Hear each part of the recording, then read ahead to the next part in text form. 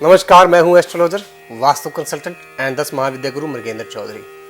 तो आज हम स्वागत करते हैं आप सभी का आज के हमारे इस एपिसोड में, जो कि है फरवरी 2024 राशिफल के ऊपर।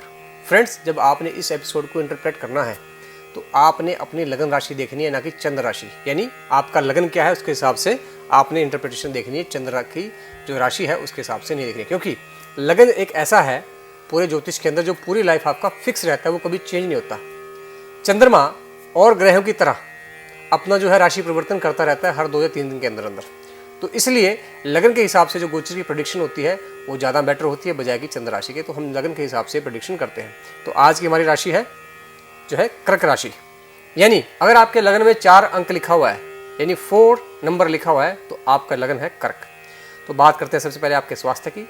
कर्क लगन का जो लॉर्ड है वो है चंद्रमा। अब चंद्रमा जो है वो राशि परिवर्तन करता रहता है 2 से 3 दिन के अंदर, तो इसके गोचर में कोई कंटिन्यूटी नहीं रहती। तो उस केस में हम क्या करते हैं, इस केस में चंद्रमा अगर आपकी जन्म पत्री में उत्तम स्थिति में बैठा हुआ है, लगन में है, 4th हाउस में है, 5th में बैठा हुआ है, 3rd में है, 10th में है, 9th में है, 7th में है या 11th में बैठा हुआ है, तो आपका स्वास्थ्य अमूमन अच्छा रहता है।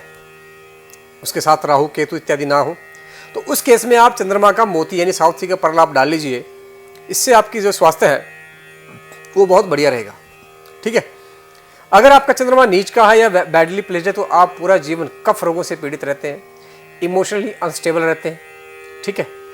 इसके साथ साथ मेंटल डिजीज होना अलग अलग तरह की, ब्रेन में इश्यूज आना, क्योंकि लगन का मालिक हुआ तो दिमाग में इशू करेगा, हार्ट में इशू दे देता है। तो उस केस में आपको चंद्रमा की शांति करनी चाहिए। चंद्रमा के बीज मंत्र ओम श्राम श्रीम श्रौम सा चंद्रमा से नमः, इसका आप जप कर सकते हैं। लगभग 2 माला डेली करिए।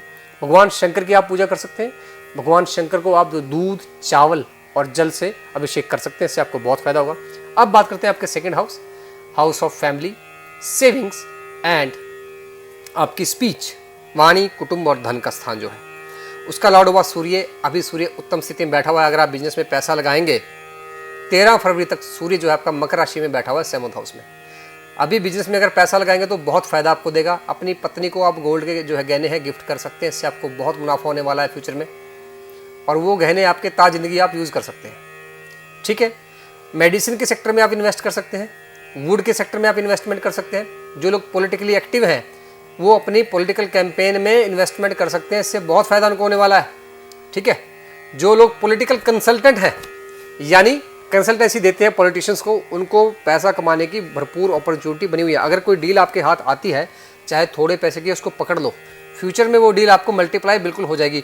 13 फरवरी को जो सूर्य है अष्टम स्थान में चला जाएगा 1 महीने के लिए, तो उस समय जो है आपको बहुत नुकसान होगा। आपकी सेविंग्स जो है वो वेस्ट होना स्टार्ट हो जाएगी। बीमारियों पे, झगड़ों पे, अनसर्टेन इश्यूज के ऊपर आपका पैसा बर्बाद होगा। तो उस केस में आपने बहुत ध्यान से चलना है। ठीक है। तो 13 फरवरी से पहले आप बहुत फायदे इसका उठा सकते हैं। अब बात करते हैं आपके 4th house, house of mother, house of home, house of property, land and vehicles, मकान, वाहन, बंगला, गाड़ी और माता का स्थान। तो आपका 4th का जो लॉर्ड है शुक्र 6ठे स्थान में बैठा हुआ था, तो आपको अभी घर खरीदने में या बेचने में, प्रॉपर्टी खरीदने में या बेचने में जो इश्यूज आई हुई थी, अभी शुक्र जो है 12 फरवरी को जो है 7th हाउस में आपके गोचर करने वाला है, तो आपको बहुत फायदा होने वाला है। 12 तारीख तक रुक जाइए, कोई प्रॉपर्टी की डील ना करिए, ना खरीदिए, ना बेचिए। अगर आप वेट कर सकते हैं, 10-12 दिन की बात है, उसके बाद आपको बहुत ज़्यादा फायदा होने वाला है। 1 महीने के लिए आप होटल में अगर पैसा लगाएंगे वो भी आपको बहुत फ़ायदा देगा। आप अपनी प्रॉपर्टी पे होटल बनाने की अगर डील करते हैं उससे आपको बहुत फ़ायदा मिलने वाला है। आप होटल को बेच भी सकते हैं। ठीक है। इससे आपको बहुत फ़ायदा होगा।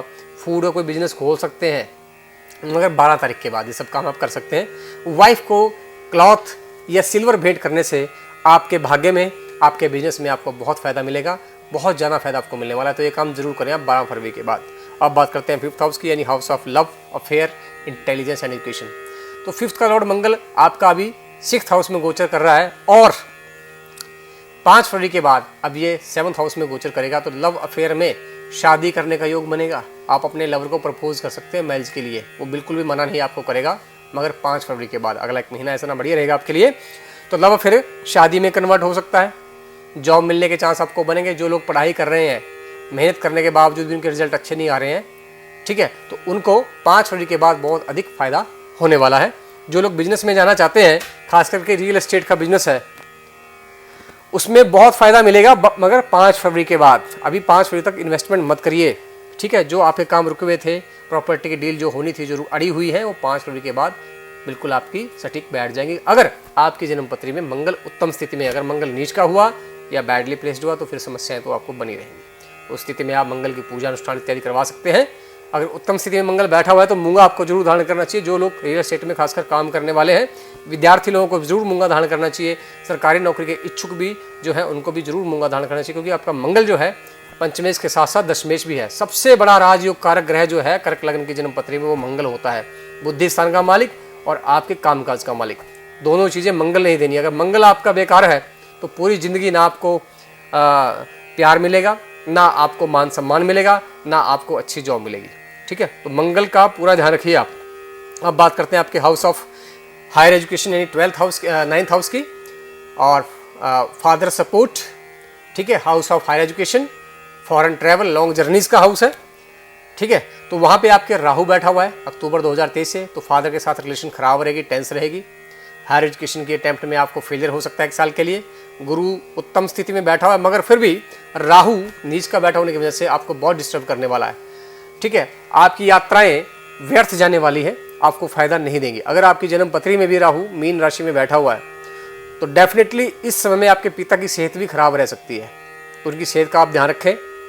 और ट्रैवल पे जाने से पहले बहुत सोच विचार कर, चिंतन करके, सभी आयाम को समझ करके ही फैसला करें जाने का, क्योंकि आपको रास्ते में ठगी लग सकती है, कोई नुकसान, कोई दुर्घटना आपके साथ हो सकती है। अगर राहु उत्तम स्थिति में नहीं है तो आप राहु की शांति जरूर करवा लीजिए, फिर इससे आपको बहुत फायदा होगा। जो समस्याएं आपको आने वाली है काफ़ी हद तक वो कम हो जाएंगी।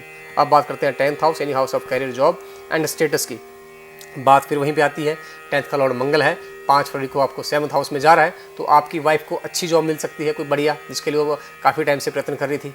आपकी वाइफ की जॉब की वजह से आपका स्टेटस अपग्रेड हो सकता है। आपकी वाइफ जो है किसी पॉलिटिकल जो है पोस्ट के लिए कैंपेन कर सकती हैं, कोई उनको टिकट वगैरह मिल सकती है, बहुत ज़्यादा प्रबल चांस रहेगा। ठीक है, आप वही रियल एस्टेट का जो काम है, माइनिंग का काम है, सर्जिकल इंस्ट्रूमेंट्स का काम है, मेडिसिन का काम है, आर्म्स एंड एम्यूनिशन का अगर किसी का काम है तो उसमें बहुत फायदा आपको होने वाला है आने वाले 1 महीने के लिए। अगर मंगल उत्तम स्थिति में बैठा हुआ है तो मूंगा जरूर धारण करिए। अगर मंगल आपका अच्छा नहीं है तो बिल्कुल मंगल की पूजा करवाइए, मंगल आपको बहुत कुछ देता है। कर्क लग्न में सबसे इंपॉर्टेंट ग्रह मंगल ही है। अब बात करते हैं आपके 11th हाउस की, house of network, gains and Elder siblings. शुक्र आपका 6th हाउस में बैठा हुआ है। अभी तक आपकी जो इनकम, जो काफ़ी जगह से आपकी इनकम आनी थी ना, जो आते आते रुक जाती है, मतलब पैसा जो है आपका है, लोगों ने आपका देना है, मगर आप तक आते आते कोई ना कोई रुकावट उसमें आ रही थी, वो रुकावट 12 फरवरी के बाद हट जाएगी, आपका पैसा आपके पास आना स्टार्ट हो जाएगा। ठीक है, बिजनेस में पैसा लगा सकते हैं, खास करके होटल की इंडस्ट्री में, फूड की इंडस्ट्री में, लेडीज़ आइटम्स की इंडस्ट्री में, क्लॉथ की इंडस्ट्री में। अगर आपका चंद्रमा भी अच्छा है तो क्लॉथ में पैसा लगाइए, बहुत फ़ायदा देगा आपको। ठीक है, मल्टीप्लाई होके आपको रिटर्न देगा। और अगर आपका शुक्र उत्तम है तो शुक्र का रत्न धारण कर सकते हैं, इससे आपको प्रॉपर्टी में, गाड़ी में, ठीक है, आपकी माता के स्वास्थ्य में, अगर आप शुक्र से संबंधित बिजनेस करते हैं उसमें फ़ायदा देगा, नई नई इनकम की अपॉर्चुनिटी जनरेट करेगा। अगर आपका शुक्र नीच का बैठा हुआ है या बैडली प्लेस्ड है फिर आपको समस्याओं का सामना करना पड़ेगा ही पड़ेगा। उस स्थिति में आप शुक्र की पूजा करवा सकते हैं, शुक्र का आप दान करिए, शुक्र के बीज मंत्र ओम द्राम द्रीम द्रौम सा शुक्राय नमः, इसका आप जप कर सकते हैं। तो ये था मोटा मोटा जो है मेरा एनालिसिस कर्क लग्न के लिए। अगर आप जीवन में किसी भी समस्या से पीड़ित हैं, संतान बाधा, ठीक है, बच्चे नहीं होते हैं, शादी नहीं होती है, शादी में इश्यूज चले हुए हैं, तलाक तक नौबत आ गई है, विदेश यात्रा नहीं हो पा रही है, विदेश में बैठे हैं मगर PR यानी परमानेंट सेटलमेंट आपकी नहीं हो पा रही है, ठीक है, और मकान गाड़ी लेने में समस्या आ रही है, जॉब में इश्यूज हैं, जॉब नहीं मिल रही है, गवर्नमेंट जॉब की इशू चली हुई है, बिजनेस में लॉस चल रहा है, और भी कोई और समस्या, mental health issues, physical health issues, तो सभी समस्याओं के लिए आप हमसे संपर्क कर सकते हैं। दिए गए नंबर पर अपॉइंटमेंट लेके अपनी जन्म पत्रिका एनालिसिस करवा सकते हैं। 100% मनी बैक गारंटी आपको दी जाती है। किसी प्लेटफॉर्म पे कोई भी एस्ट्रोलॉजर ये मनी बैक गारंटी नहीं देता है, मगर हम मनी बैक गारंटी देते हैं। अगर तय समय के अंदर आपकी समस्या का समाधान नहीं होता है तो आपको पूरा का पूरा पैसा जो है वापस कर दिया जाता है।